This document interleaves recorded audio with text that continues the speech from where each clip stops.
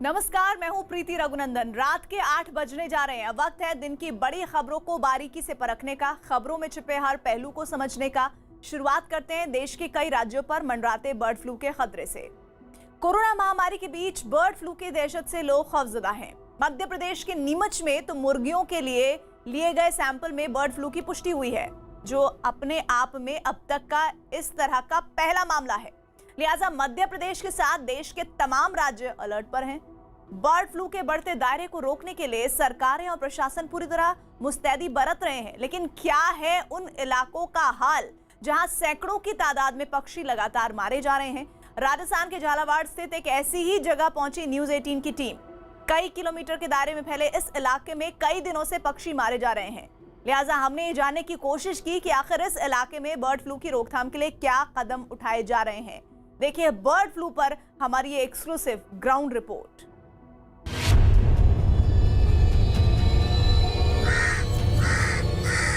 जिस तरीके की कोरोना के अंदर रिस्क है, रिस्क वैसी की वैसी है। न्यूज 18 पर बर्ड फ्लू का वायरस टेस्ट। सिम्टम जो है पैरालिसिस के होते हैं, लेकिन बर्ड फ्लू जो है वो कंफर्म किया जाता है, वो तो लेबोरेटरी से होता है। लेकिन पैरालिसिस से आप प्राइमरी सिम्टम से अंदाजा लगा लेते हैं कि ये बर्ड फ्लू का शिकार है। बर्ड फ्लू से परिंदों की मौत की पड़ताल।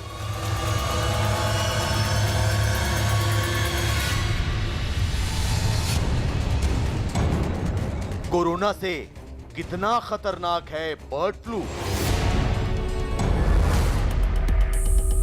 कोरोना से जूझ रहे भारत के लिए बर्ड फ्लू खौफ का नया सबब बन गया है। अचानक पक्षियों की शुरू हुई मौत के मामले की जांच हुई तो बर्ड फ्लू जैसी घातक बीमारी सामने आई, जिससे पूरे देश में हड़कंप मच गया है। केंद्र से लेकर राज्य सरकारें बर्ड फ्लू को फैलने से रोकने के काम में शिद्दत से जुट गई हैं। मारे जा रहे बेजुबान परिंदों के सैंपल लैब में टेस्ट के लिए भेजे जा रहे हैं। तो जैसे ही बर्ड फ्लू की पुष्टि हो रही है, फौरन उस इलाके को जीरो मोबिलिटी क्षेत्र में तब्दील कर दिया जा रहा है। जीरो मोबिलिटी क्षेत्र मतलब जिस इलाके में परिंदों की मौत हुई, वहां आम लोगों के जाने पर पाबंदी लगा दी जा रही है। आज हम आपको ऐसे ही एक इलाके में लेकर चलेंगे जहां परिंदों की मौत से सनसनी फैली हुई है, जहां बर्ड फ्लू के खतरे को देखते हुए कई तरह की बंदिशें लगा दी गई हैं।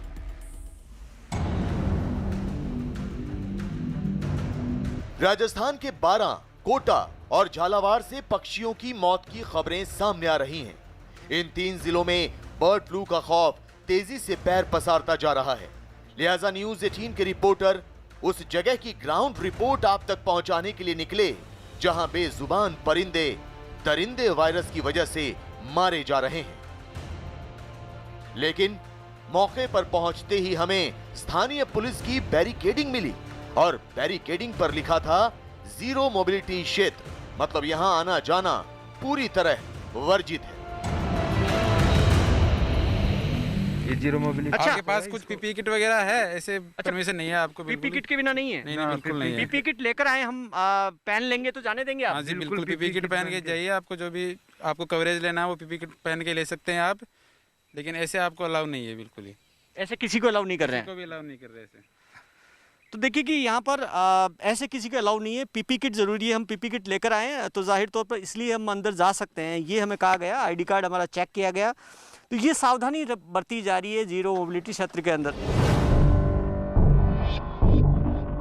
पीपीई किट पहनने की शर्त पर न्यूज 18 को उस जीरो मोबिलिटी क्षेत्र में जाने की इजाजत मिल गई जहां बर्ड फ्लू की वजह से सबसे ज्यादा तादाद में पक्षी मारे जा रहे हैं। लिहाजा हमारे रिपोर्टर और कैमरामैन ने सरकारी गाइडलाइंस का पालन करते हुए पीपीई किट पहनी और उस टीम से मिले जो पिछले कुछ दिनों से लगातार इस इलाके में मारे गए पक्षियों के सैंपल ले रहे हैं। झालावाड़ के राधिका बालाजी क्षेत्र के अंदर पिछले 8 दिन से लगातार पशुपालन विभाग की टीमें लगातार गश्त कर रही है, वहाँ पर सैंपल ले रही है। जो मरे हुए पक्षी हैं उनको इकट्ठा किया जा रहा, फिर उनको डिस्पोज ऑफ किया जा रहा। हम यहाँ पर पहुँचे हैं इस वक्त, और ये जीरो मोबिलिटी क्षेत्र घोषित कर रखा है। जीरो मोबिलिटी क्षेत्र के अंदर जाने के लिए पीपी किट पहनना ज़रूरी है, इसलिए हमने पीपी किट पहना। इसका हमारे साथ में हमारी टीम ने पहना, और जो हमारे साथ में पूरी टीम है जो पिछले 8 दिन से लगातार यहाँ पर लगातार फील्ड के अंदर जा रही है, अंदर जा रही है। उसके बाद में जो पक्षी है मरे हुए उनको इकट्ठा किया जा रहा है, डिस्पोज ऑफ किया जा रहा है। रिस्क जिस तरीके की कोरोना के अंदर रिस्क है, रिस्क वैसी की वैसी है, इसलिए पीपी किट पहनना जरूरी है। न्यूज 18 के साथ पशुपालन विभाग और नगर परिषद की टीम बर्ड फ्लू से मारे जा रहे पक्षियों की तलाश में निकलने को तैयार थी। सबने पीपीई किट, मास्क और हाथों में ग्लव्स पहन रखे थे। लोगों में साफ नजर आ रहा था किसी तरीके का पिछले 8 दिन से आप क्षेत्र में है, कोई डर, क्योंकि जिस कोरोना की तरह ही डर है इसी के अंदर भी सावधानी बरत रहे हैं। सावधानी बिल्कुल, ग्लव्स पहन रहे हैं, गाइडलाइन है उसके, ग्लव्स पहन के जा रहे हैं।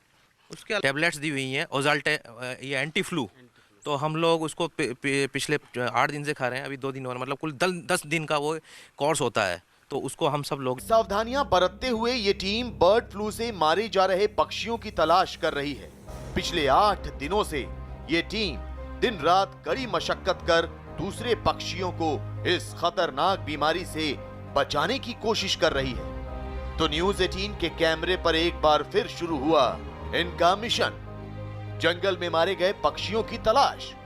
तो तलाश के दौरान इस टीम को एक मरा हुआ कौवा मिला, जिसे पशुपालन विभाग की टीम ने एक थैले में रख लिया।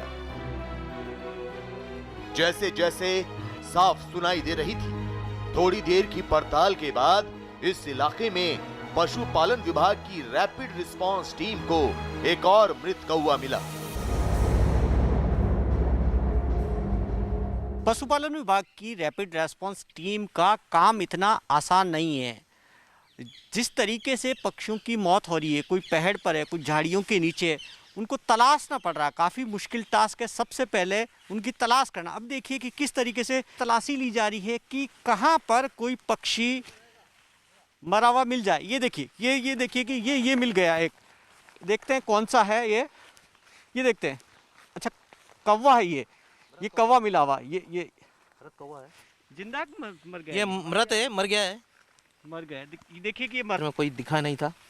अच्छा, इनके जो बर्ड फ्लू से मर रहे हैं उनके कोई खास मुड़ी हुई है, गर्दन मुड़ जाती है। उसके अलावा जो पैर जो हैं वो इस तरीके से, वैसे तो खुले होने चाहिए लेकिन इस तरीके से बिछे हुए रहते हैं।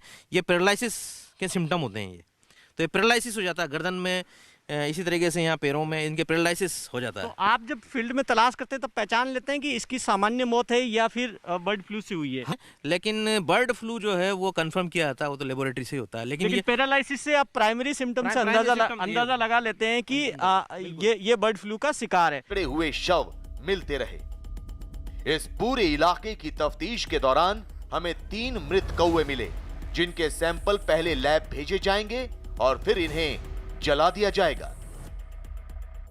डॉक्टर खालिक के नेतृत्व में इस पूरे जीरो मोबिलिटी एरिया के अंदर हम अभी तकरीबन यहाँ पर तलाश करके पहुँचे हैं, और यहाँ पर अभी कुछ सैंपल के अंदर कुछ कौवे मिले हैं।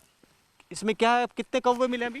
3 कौवे अभी जो ये फर्स्ट राउंड है। तकरीबन इसके बाद में तकरीबन दिन भर इसी तरीके से हर 1 घंटे के अंदर टीम विजिट कर रही है, जिसमें जो मृत पक्षी मिल रहे हैं वो ले रहे हैं, और उसके बाद में शाम को सबके इकट्ठे करके यहाँ से सैंपल इकट्ठे किए जाते हैं और फिर वो भिजवाए जाते हैं, और बाकी को डिस्पोज ऑफ कर दिया जाता है।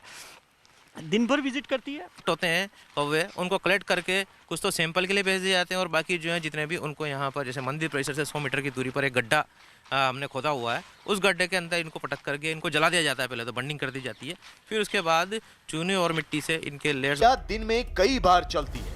पशुपालन विभाग की टीम कई राउंड की जांच करती है और मारे गए पक्षियों को इकट्ठा किया जाता है, सैंपल लिए जाते हैं, और इसके बाद इन मारे गए पक्षियों को गड्ढा खोदकर आग के हवा। जो पीपी किट पहन के आए हैं उसको डिस्पोज ऑफ करना भी जरूरी है। अब देखिए कि टीम ने अपना पीपी किट है वो डिस्पोज ऑफ कर दिया, और अब हम भी अपना पीपी किट है वो यहीं डिस्पोज ऑफ करेंगे, क्योंकि ये ज़रूरी है। इसमें अगर कहीं पर भी अगर पक्षियों को जहाँ से छुआ है वहाँ कहीं हाथ लगा हो, तो पीपी किट पर अगर कुछ भी लगा हुआ हो, तो इसलिए इसको डिस्पोज ऑफ करना ज़रूरी है। इसलिए हम यहाँ पर, बाकी टीम ने डिस्पोज ऑफ कर लिया, और हम भी सारे जो पीपी किट के अंदर, चाहे ये दास्ताने हो या फिर पूरा पीपी किट हो, इसको पूरे को यहाँ पर डिस्पोज ऑफ करेंगे।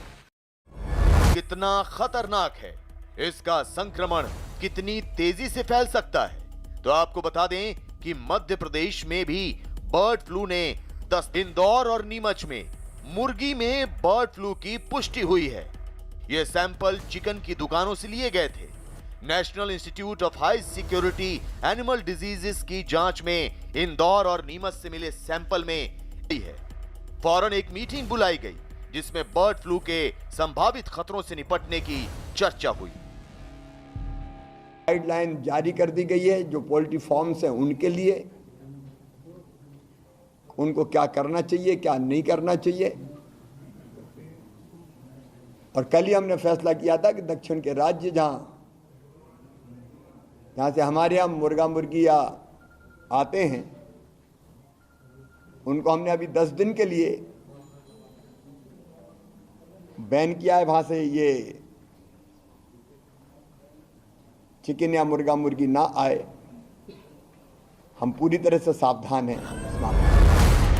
गुजरात से लेकर मध्य प्रदेश, उत्तर प्रदेश से लेकर जम्मू कश्मीर तक बर्ड फ्लू की आशंका से प्रशासन अलर्ट हो गया है। सरकारें कोरोना के बीच इस नई बीमारी से बचने के तमाम उपायों पर जोर दे रही हैं।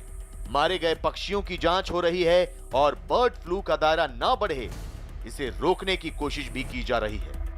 जाहिर है खतरा दिन ब दिन बड़ा होता जा रहा है, लिहाजा सावधानी बरतने में ही समझदारी है, वरना कोरोना के साथ बर्ड फ्लू नाम की ये नई बीमारी महामारी का डबल डोज साबित हो सकती है।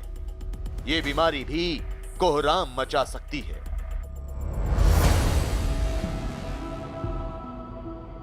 और बीते साल 30 सितंबर को भारत ने खुद को पक्षियों के इन्फ्लुएंजा से मुक्त घोषित किया था, लेकिन उसके कुछ महीनों बाद ही बर्ड फ्लू का संकट एक बार फिर गहराता नजर आ रहा है।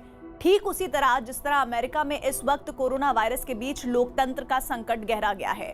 अमेरिका में ट्रंप समर्थकों का संसद को बंधक बनाया जाना सुर्खियां बटोर रहा है। दिखाएंगे आपको अमेरिका की संसद में रक्त चरित्र की इनसाइड स्टोरी एक छोटे से ब्रेक के बाद।